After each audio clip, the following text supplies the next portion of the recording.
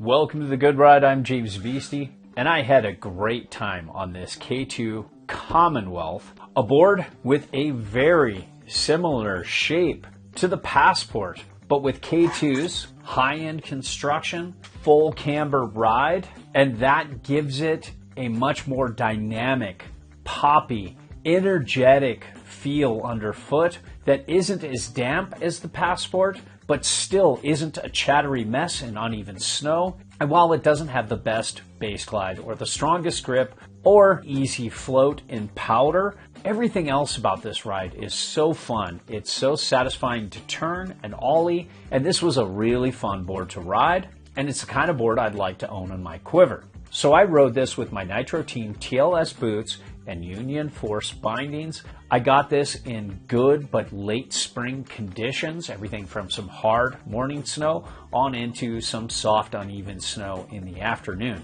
I compared this against the Antidote, the Sky Pilot, and many other boards. You can see those in-depth comparisons on Patreon for paid members, so check that out. And this is an honest, objective review for you, the consumer. And I can do this thanks to sponsors like Blower Board Shop that's been selling to snowboarders forever. They're a family-run business with a larger online presence these days, and they're doing an amazing job at competing against the bigger stores in terms of shipping, price, customer service, and all that stuff that you would expect when you're buying snowboard gear. So if you want to support honest, objective content and a great shop, click through our links to Blower Board Shop and spend your hard-earned money there. It would be greatly appreciated. And when it comes to sizing, this 157 felt great. I also had a 160, and that was fun going really fast and making big carves,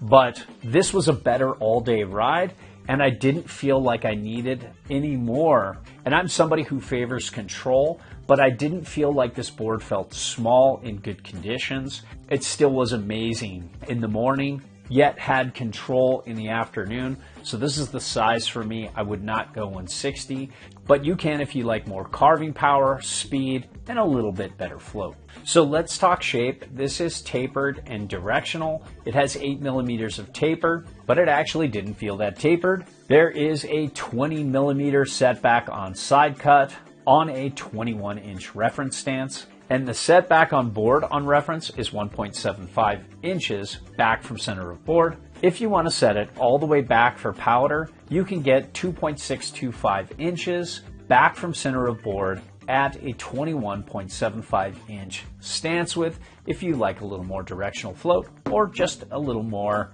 setback ride. But overall, this ride's pretty centered and feels more all mountain, but it is on that border between freeride and all mountain. When it comes to camber, there is a healthy bow of camber underfoot, pretty much to the tip and tail. There is a lot of camber underfoot. Let's talk Commonwealth flex. This is the 57, but it's the same flex in the 59.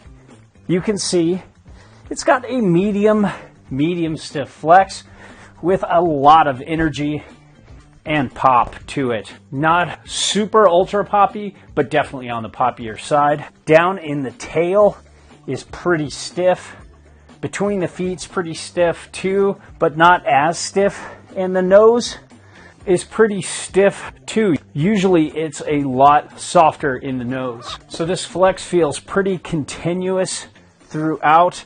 If anything, I'd say there's a little more give between the feet than the nose and tail. Now let's talk about how this thing rides. Wow, this is very stable and tracks incredibly well. This full camber ride, along with a medium stiff flex, makes this much more technical. I would say advanced to expert riders only. Beginners and intermediates are going to take some lumps and catch more edges than they would if they got a board with some early rise in it. And you have a multi-radius side cut, and it does provide good grip, but not amazing grip. It starts to let go when the snow's pretty hard. And while this higher end construction might not be the best in hard, uneven snow, like K2's more standard construction, this still did pretty well there and did very well in soft, uneven snow. It couldn't hammer through that uneven snow like the Sky Pilot or Antidote, but it still was a great all-day ride for sure. And I like the pop on this better. And while it's a pretty technical, almost full camber board, the pop was easy to access and it was really fun, easy for me to ollie on this. I could ollie higher on this than I could with any other K2 board I tried this year, and a lot of other boards throughout the snowboard industry in general. I love the pop on this, and while it's not the easiest to butter in the nose and tail, it's somewhat doable with a good bit of effort, and this rode switch really well. I was surprised. I thought it wouldn't be as good as it should be for a tapered directional board like this, but it did well. This is a board I could ride pipe, and this can hit kickers of all sorts. I loved tracking into side hits, especially tricky ones that you might have to make a couple quick turns to get that side hit. This did very well lining up for those kind of side hits. If you want to go into the park, or if you're going to take a big mountain line with some big drops, this can handle it no problem. Jumps of any size, I think this will be fine. And there's lots of landing gear in the tail, so big mountain riders who love to get air are going to have a fun time with this. And when it comes to turning, I love the way this initiated a turn. It was really easy edge to edge for me. And when I got the edge committed, I felt that this deeper side cut was a lot more balanced than I thought it would be. It does shine with across the groomer carves to circle carves, and you don't really have to wait your turn any way you want. I rarely, if ever, felt that 8 millimeters of taper, so they've got some cool side cut magic going on here. I could front foot, center weight, or back foot weight my turns however I pleased, and the spring out of the turn was the highlight out of all the K2 boards I've tested this year. This just is an amazing board to carve with and turn. I love the spring out of the turn, but if you want to open it up for some more down the line,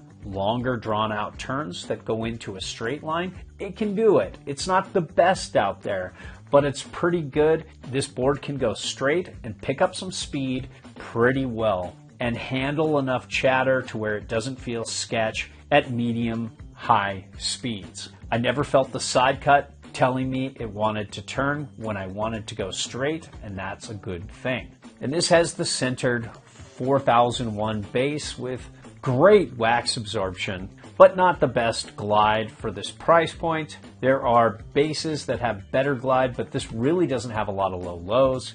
So overall, it's okay. So I did get to test this in some late spring, lucky pal, 8 inches of thick, wet, very late spring powder, and I was glad to get it. And yeah, this doesn't float as well as the Passport. There's just too much camber here. I do wish this had a little early rise before the nose, just like the Passport, but with this high-end, cool construction, that would make this board practically perfect in every way for what it is. But the steeper it got, the better it got.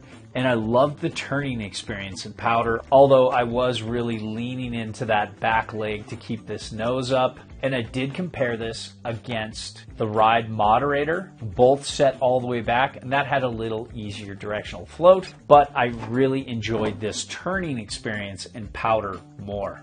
I will say this though, I've tried a lot worse when it comes to full camber boards with this type of shape and design in powder than the Commonwealth. And overall, while this isn't the best powder float, not the fastest base, maybe not the best grip out there, everything else about this board is so much fun. I had a blast getting air with this. I had a blast turning with this. This was fun to throw around and ride switch. It feels much less directional. And the spring out of the turn, the energy underfoot, it was just so fun. I think this is going to be a very recommendable board for advanced expert riders out there. And this is a board I'd like to own and go out and make some great turns with, or the best I can.